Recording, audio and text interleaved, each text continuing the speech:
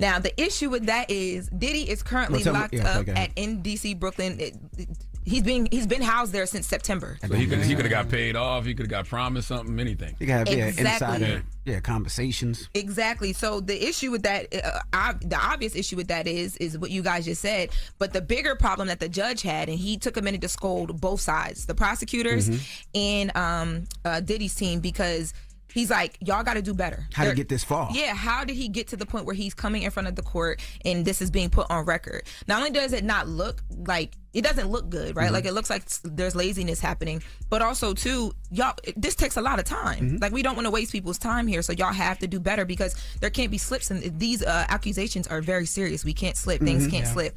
Now, another issue that they've been having, remember I told you guys about the new black woman attorney that is on Diddy's case? Does she have a name? Because we keep saying the new black woman attorney. Black woman attorney. Say her name, damn it. The new black woman attorney on Diddy's case. They built a statue of her in New York yesterday. No, that's not her, because no, you talking about that statue of the woman that's a little thick.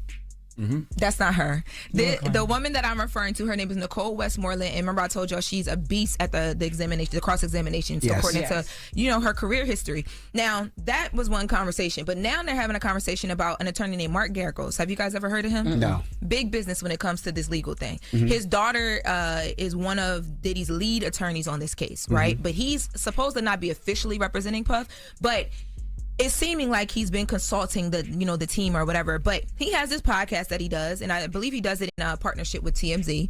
And the podcast is called Two Angry Men. Him and Harvey Levin. Very fitting for Harvey. Now, on that podcast, they break down. You know I'm being funny. On that podcast, they break down a bunch of different things, but of course they lean in legal stuff. And on that podcast a couple days ago, he got on there and called the prosecutors a six-pack of white women. Now, it is all white women on the prosecutor side. We've talked about that. But the issue that the judge has with this is, it seems like the prosecutors had with it is, number one, these are the white women he's talking about. But it seems like he is working with Puff's team. So if you are doing that, according to certain rules, you can't get in public and say and do certain things because it could sway a jury. He's not part of the team. He's not being paid. He hasn't been representing Puff. Well, he was asked Does he have a retainer? He was asked if he was advising Diddy in the case, and all he would say is that he talks to Diddy with great frequency. That's all he would say. Question. I don't know if he's part of the case. What's wrong with calling him a six-pack of white women? That's because he's inferring that because these are all white women on the jury, that based on race, white women are going to convict a black man because of the race component.